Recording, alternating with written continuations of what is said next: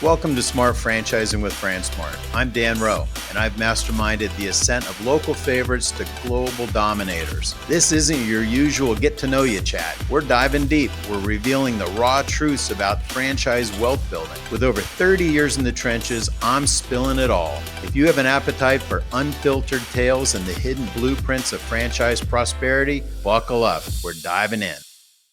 All right, welcome back to Smart Franchising with FranSmart, and I can think of no smarter franchising than to focus on co-packing to drive ROI, lower opening costs, lowering the number of employee and labor hours, simplifying operations, enhancing food safety, reducing cleaning, et cetera, et cetera, et cetera. And today we're joined by my good friend Sameer Malhotra of Café Spice, New Jersey, who specializes in Indian co-packing. But you guys do more than that too, right? You guys are also doing Latin, Asian, etc. Yeah, we're doing all different types of cuisines and focus on sauces, grains, ready meals. We do a bunch of business for Whole Foods Market, other supermarket chains around the country. And, originally, you met us years ago. We started as a restaurant chain, and the goal was to standardize our recipes. We went in a little bit of different direction, but now with our new facility, we're working with not only retailers, food service providers to kind of just standardize recipes more than anything else. Well, cool. Well, thanks for doing this. And I appreciate you giving us some of your background. Like, how about if we hear your story, how the whole company started? Because it didn't start as a co-packer. It started off, I remember seeing you guys, I think you guys were in Whole Foods or something, and I saw the logo item and I cold called you guys to see if I could create a chain out of you. And you already had a couple of stores, but no interest in the chain. You guys went a different direction. But how about if you just start from the beginning? How about some of your family story? Yeah, my father, we were brought up in the fine dining business. My father had the number one Indian restaurant in New York called Qdoba on 58th Street. And we basically started a bistro chain called Café Spice, which started down by NYU in 1998. I was at Babson College at the time. And the goal was to expand these restaurants and with the hub and spoke model, really, right? We opened Café Spice as a bistro, but then we also opened Café Spice Express, which was in Grand Central Station, the first one. New York went through this whole renaissance of Grand Central Station where you wouldn't want to walk into Grand Central. And then after the year 2000, they'd revitalized it with all of this, the food hall, what they called it, the dining concourse. That's what they called it. And they went to the top restaurateurs in New York to put concepts together for there. And my father was one of them. So we put Café Spice Express in Grand Central. And while I was at Babson, I did a business plan around expanding these restaurants and express outlets through a commissary model, really, right? And we opened a 5,000 square foot commissary in Long Island City in Queens, had our own trucks, and we were standardizing the recipes, sauces, ready meals, like all that kind of stuff, to about 8 restaurants. We opened one in Jersey City, and I think you actually saw us, and we had one in Roosevelt Field Mall in Long Island, and so we expanded to a bunch of them, all being fed out of this commissary in Queens.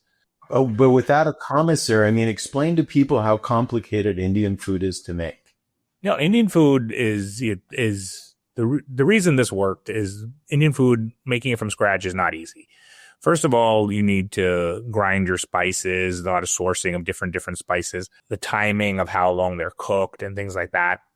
And in addition, to get the skilled labor that's required for parts of it is tough too, where you need to have certain visas and things like that. So it wasn't easy for my dad to expand past 5 or 6 restaurants. He had the pedigree, so he was able to do it. But if you want to really scale, it wasn't really possible without having someone else. And so the kind of goes to the Whole Foods story, right? The Whole Foods was trying to make their Indian food from scratch. They opened this, probably their highest volume store in Columbus Circle in New York, and they put in the New York Times, they're going to serve Indian food every day.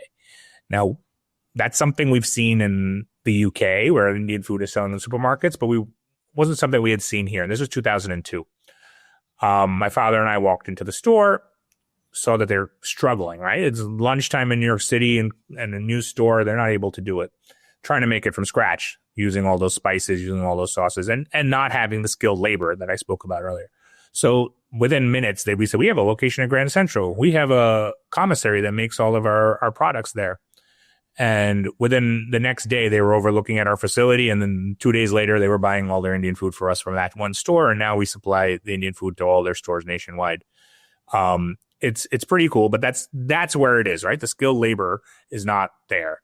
All the ingredient sourcing, not there. So that's why our concept works for these type of retailers. It works for corporate cafeterias. Like we work with Aramark, Sodexo, those type of companies where they have a little bit of a culinary skill set, but they don't have the Indian culinary skill set. And they need to put out Indian food or they need to put out other food. Our Café Spice, which concept works for that. Same way now is restaurants, quick service. We were maybe a little bit early in 2002, 2003. We still kind of needed that skilled labor. But if fast forward to now, Indian food is really just on the horizon, like just going up. And a concept like us works for that. Making sauces. We work with a couple of different quick service chains and then Indian food works for them. And so without naming names, the chains, so you provide them what? Because like if I go to a place and it's in an Indian place and I want chicken tikka or butter chicken or whatever it is, I just want it to taste like I think it's supposed to taste, and you make it easy. How? So it could work like for larger chains. We can do their custom recipes for them, where if they have a particular tikka masala sauce they want, like a makhani sauce, we can make that. They want a particular saag as a spinach. Grains are very difficult to get consistent. So we may make their grains for them, whether it be a biryani or be their lemon rice. And then marinades if needed too. So sometimes you will still want those grilled meats, which need to be made fresh, but we will help standardize the marinades for them and make those marinades for them. And for a restaurant, though, you think about, when I started off washing dishes and I was a short order cook, like the worst jobs in the restaurant are prep and cleaning. And so working with you, like if you guys are bringing in sauces or bringing in certain items, like especially if you guys can do some of the side items, like that's a lot of prep and a lot of cleaning that restaurant no longer has to do, right? It's prep, cleaning, and again, the other part of it is real estate, right? When you're trying to expand a chain and you need to give certain amount of your space in your restaurant to this prep and cleaning, if you can take a couple hundred square feet off on replicating this when you're looking to expand to 100 to 1,000, that's a lot of money. So if you're able to work with a co-packer or commissary that can do all that work and you can remove that out of the real estate you need, you can look at a much smaller format store when you're expanding, which is a lot less rent, especially when you're looking in cities. And it helps out a lot too. What are some of the other benefits of co-packing people aren't thinking about? Consistency, what we're talking about, labor savings, the real estate costs, which I just mentioned, and just overall scale to grow, right? You're very hesitant to grow. If you don't have a good product, people aren't going to come back, right? People might come for the social media, they may come for this, but if they don't love the taste, they're not coming back. So the consistency is important there. And for the customers they track the data. A lot of people are tracking data now. They see that the items that are consistent are what people are coming back for. The specials, LTOs, will always be needed, but the items that they're coming back for is that core menu. And if you have rice that's tasting a little al dente one day and a little bit, you're not going to come back as often unless you're getting a consistent product, and especially in QSRs or franchise concepts. Yeah. What about food safety? So we have. So this is funny. Being restaurateurs, though, that's the one place we didn't think about when we were opening our commissary and that thing. So my entire facility is built out of, like, my team is all quality control conscious, because as restaurateurs, you're making product that's going to be served right away, right? And with working with commissaries like us, our products are going to be maybe eaten 6 months down the line, depending if it's frozen, or 30 days down the line. Those sauces are going to be consumed. So we build the whole thing on quality control, USDA. There's FDA, USDA bodies governing everything we make, looking at the temperatures, looking at the sanitation that we use. So that the product you're getting from us is clean, and that's really hard to maintain in a restaurant setting. Yeah. And then you guys make it. How hard is it to get it delivered to a store? Do you guys go through broadliners, or do they have to have you guys FedExing stuff to them? No, we're not FedExing. It's working through broadliners. It's working through, but sometimes smaller chains might work with a smaller distributor who they have a deal with for the other products they buy, and they ask them to stock our items for them. We may deliver to them. It all depends. But yeah, we supply nationally. So we work with like a lot of the broadliners, but it's usually the supermarket chain will be able to dictate the restaurant chain will be able to dictate who they work with. Yeah. So whatever, any of the big broadliners you guys can work through. That's great. When I think about, and I mean, it's not quite this easy, but the difference between Indian food, Middle Eastern food, Latin food, Asian food, a lot of times, I mean, they use the same veggies, the same meats. What's different about them is the seasonings and the spices, right? And the cooking techniques. So you guys don't just make Indian food. How do you guys transition into like Latin, for example, or even Asian? Yeah, our team is culinary trained, right? We may have started as an Indian company, but we make great high quality food. So that's what translates to the restaurant market, supermarket market. So although the spices and seasonings I think that we are launching a new item with the chicken mole, and I think our mole is as good as any other mole that I've ever tasted. So the same flavor, if you're culinary driven, we can replicate it. And the fact that we are culinary driven when it comes to our chef at the top and our culinary director on the top and below, I think that's what translates to it. You're not just looking at, we may be an Indian company, or Indian owned company, but we are able to make anything possible. Yeah. And I remember when I was launching Five Guys way back in the day, we could only sell territories. Like everything at Five Guys, you could get off the US Foods truck except for the bread. So we could only grow wherever we could get their bread made, right? Like, so we had to source bread co-packers. When I was growing the Halal Guys said you can only start franchising once you co-pack our sauces, our white sauce, our red sauce, and our the rice seasoning mix. I wish I had my plant at that time. Yeah, that turned out to be a good one. But yeah. But think about it, and it was funny because they had carts when I met Halal Guys. They just had carts, and they use chicken, they use meat, they use gyros. So does everyone else. What was different about it was their seasonings and their sauces. And they said, like our white sauce and our red sauce, that stuff's like fire. And they're like, that's basically the franchise. We don't want a franchise unless you can figure out how to co-pack that and get it that way in every store. And from the very beginning, we found a co-packer when they only had carts who would not only supply all the US stores, but also the international stores. Like they sold to Asia, to UK, all across Canada. So sourcing a co-packer was super, super important for us. But you think about, not only all the things that you mentioned about food safety and cleaning and all that other stuff, it was like, you got to protect the brand, right? You got to protect the brand. So who's a good client for you? Because like, I know when I first was calling people for Halal Guys, for example, they're like, well, we could be interested. How much are you ordering? How big are you? And the answer wasn't great. We just had 3 carts. And so I had to get someone who believed that we would actually turn that into a chain. Otherwise, people don't probably realize how hard it is for you to make a custom something for somebody if they've only got one store. Yeah. So a couple of things. I just to touch on that.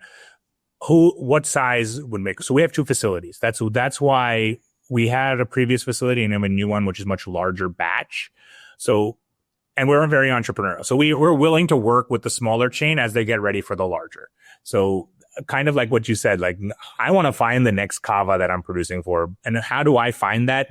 Is I find it as being an early manufacturer for somebody who's probably around 6 to 8 stores, 10 stores. Obviously, I'd love to take the larger ones too. But starting small for me is my investment in some of these companies and try to align myself.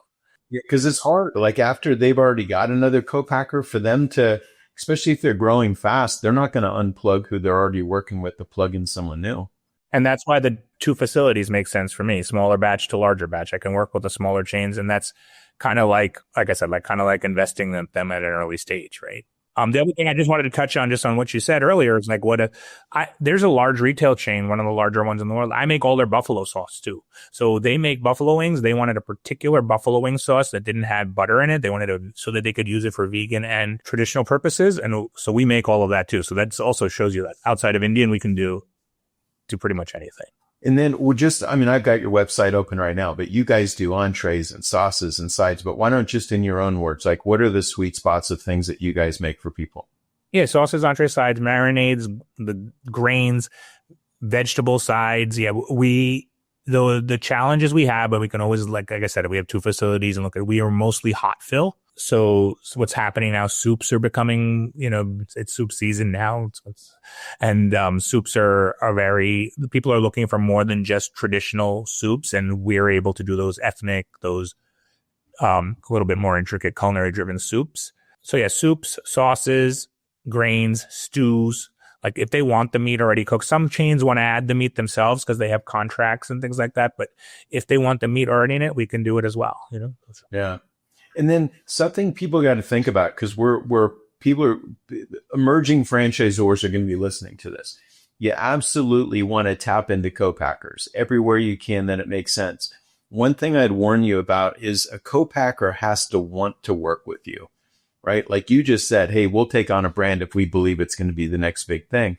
But imagine if someone's coming to you like I did when I just had carts. I just had the Halal Guys carts. I mean, we were lucky. We have a friend of ours in YPO that has a big co-packing place for sauces, and he took us on.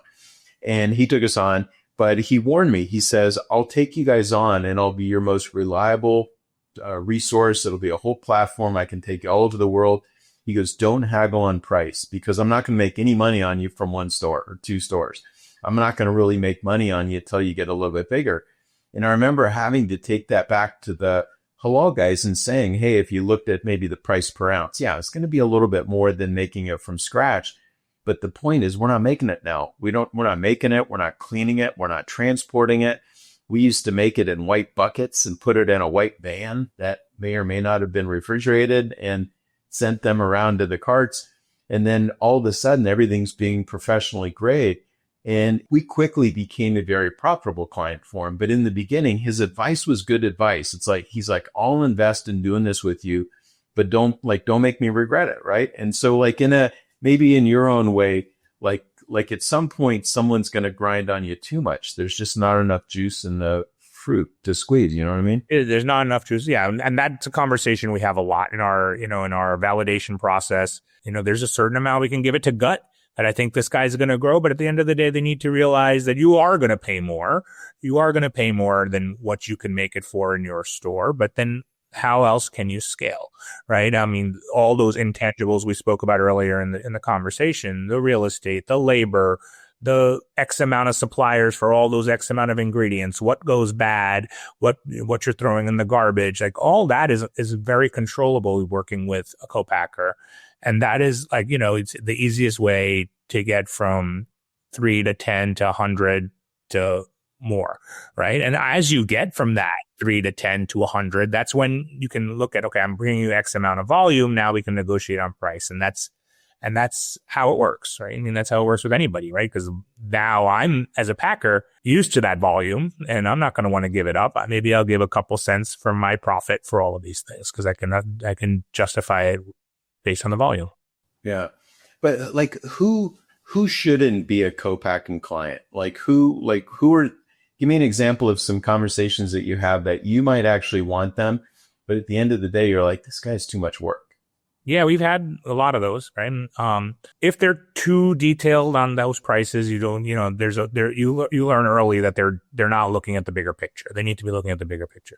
The other part is they need to be able to, chefs are great, but they need to, if you need to scale and grow, you need to be able to give up a little, maybe on an ingredient that's hard to find, or a process that is maybe works in a small kitchen but won't work in large sizes to us. Like in Indian food, there's a lot of those, right? Like certain smokiness that you need that can't be replicated.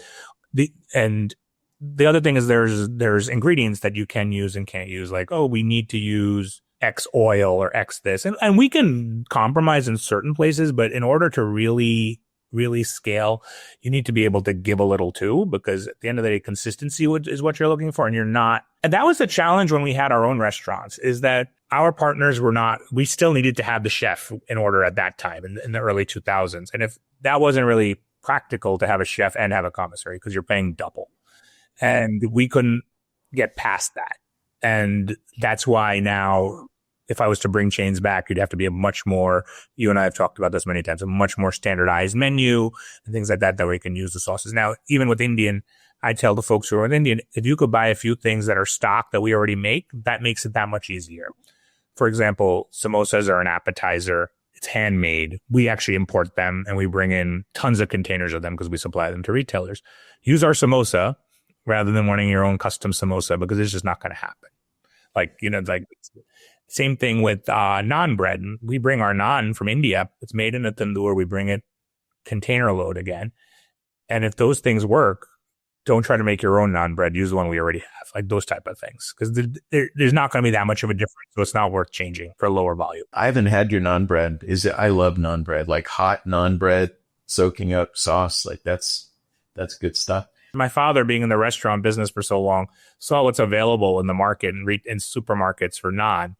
And that's not naan, it's pita. It's like that's what things that you see there. So, I mean, it's gotten better, but this was a couple of years ago. So we spoke to one of our partners in India and they put in the tandoors and they're actually sitting there making it hand by hand and then flash freezing it and we bring it over. I'll get you some to try. But that's the offset. Like an Indian restaurant can actually say, instead of serving pita bread, they could say we actually have authentic naan from India. Yeah, right? exactly. It's flash frozen and it's perfect. As long as it's the right temperature and, it's hot and it's sizzly and tastes salty and ugh. And you could spread the butter on it like yourself. Like, the naan is like a base. If you want to put garlic on it, you put a garlic butter on top of it. And we help with that. We help with all of that training too. Like, because we have a great chef, Hari Nayak, who's our culinary ambassador, and he helps all customers out when we get to that. Hari's legit. I've been trying to get a chain going with that guy for 2 decades, I think. Yeah.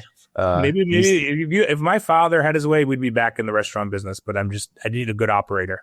If I had my way, you guys would be back in the restaurant business because you've got the whole back end. Hey, so even today, like just before this podcast, you had sent me a potential brand because I told you I need an Indian brand for the portfolio.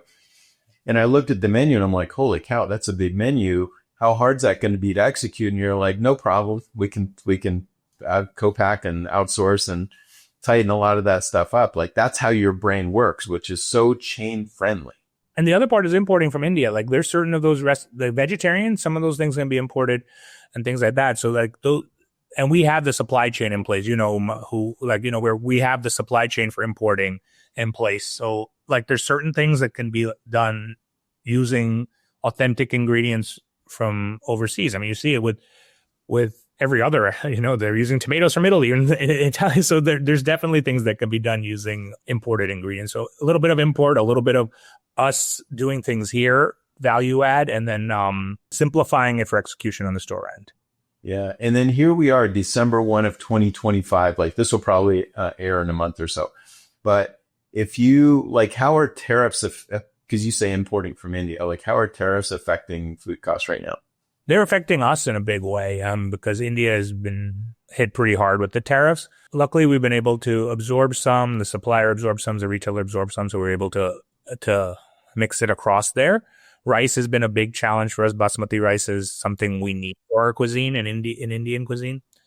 So tariffs have been a challenge, but it seems like between supplier, producer, and customer, we're able to, and I'm sure the end customer too, between the four, we're able to absorb the cost. Yeah, tariffs are no good, but they affect everybody. So we're all sort of in the same boat, Yeah. So the tariff is taken by the importer, which is a challenge for our case. Like that's who's actually paying it. But, you get everybody else to take a little piece of it too. Who are some of the clients that you can mention working with? You mentioned Whole Foods, but any other ones that you can mention? You don't if you shouldn't. No, I mean it's I don't think anybody has a problem with it, but like I said, Aramark, Sodexo, we help them with their Indian programs that they have as well as others. We're working with a chain called Inde, which is a growing Indian chain in New York. We're an investor in that. Yeah, that's why you told me I could say it. So and you're an investor through the fund. And then the founder there, he's the one who, he sees it, right? He sees it. The real estate part, that came from him.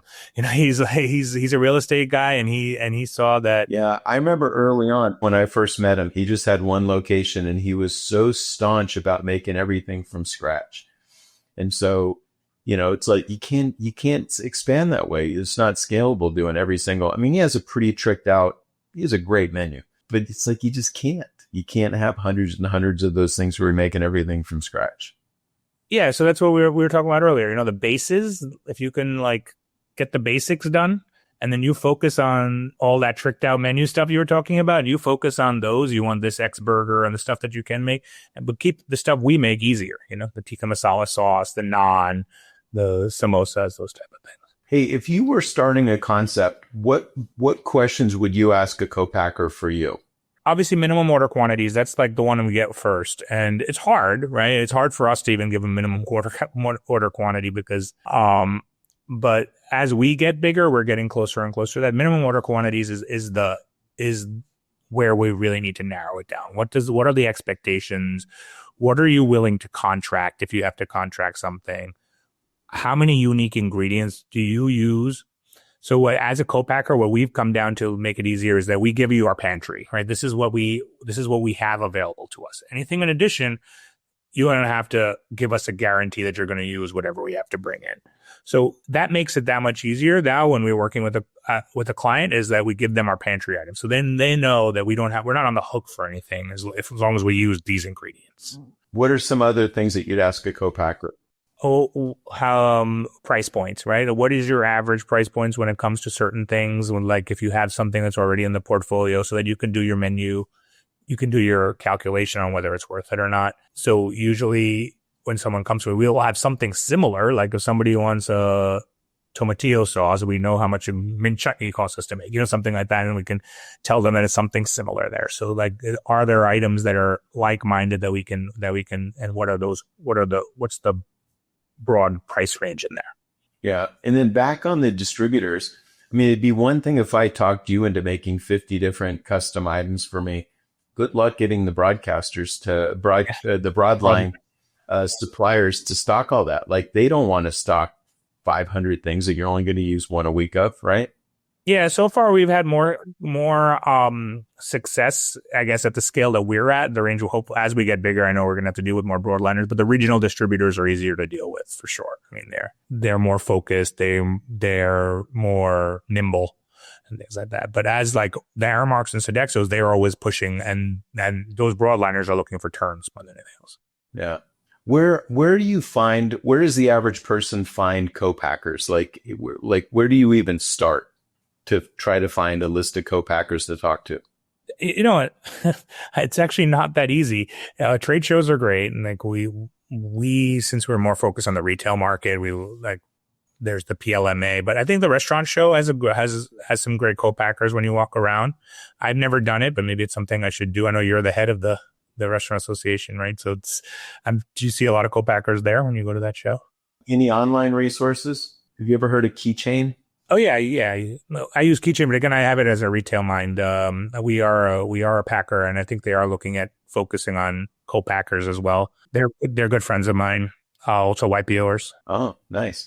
Yeah, I just before this, I Googled Café Spice, and the first thing that popped up was Keychain. I'm like, I forgot about those guys. Those guys went from nowhere to, I mean, they're huge now, a huge resource for people. They're raising a lot of money. The Food Institute's great too. I mean, that's another one. Are you familiar? You're familiar with them, right? Yeah. The Food Institute is a bit. If you look for co-packers, reach out to them. They're very in there too. Good.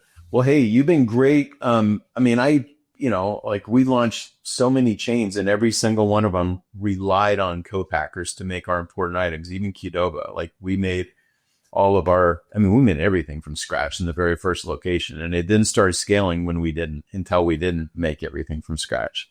Well, I think these chains, more than anything, they need guides like you. A lot of the people who I'm dealing with, I should just guide them to you. So at least you can talk them through all this before, because they need to see this. And then, you've scaled so many successful brands. And so and some huge successes, and they need to be able to, that's the important part. Give a little in the beginning for the bigger piece of the pie later. And I think that way, since I've known you, I think that's, You've sent me a few that have been too small, and I've been open with you on how those conversations have gone. Little intricate details when it comes to recipes, and very particular in certain ways, and that's just hard to scale. unless you're willing to pay for it. But then for us also, like you said, the juice has to be worth the squeeze as a co-packer. And as we grow, that's what it is. But yeah, anybody, please reach out. We'd love to entertain anything. Where do people find out more about you? Well, so our website is more geared towards our retail brand, cafespice.com, but there's a page on there, a food service, which shows a little bit about our co-packing capabilities, our custom culinary that we work on. And we're going to expand on that now too in the years to come. But yeah, look at our website, cafespice.com, and reach out. Yeah, you guys have a lot. So I appreciate this. Thank you very much. And audience, you know how it works. If you like the episode, like it, share it, and we will talk to you soon. Thanks again. Thanks, Dan. Thank you so much. It was great. Hey, thanks for tuning in to Smart Franchising with FranSmart. I'm your host, Dan Rowe. If you enjoyed today's episode, this podcast is only going to get better. Please like, comment, and subscribe to hear more from the most successful franchisors and franchisees, and we'll see you next time.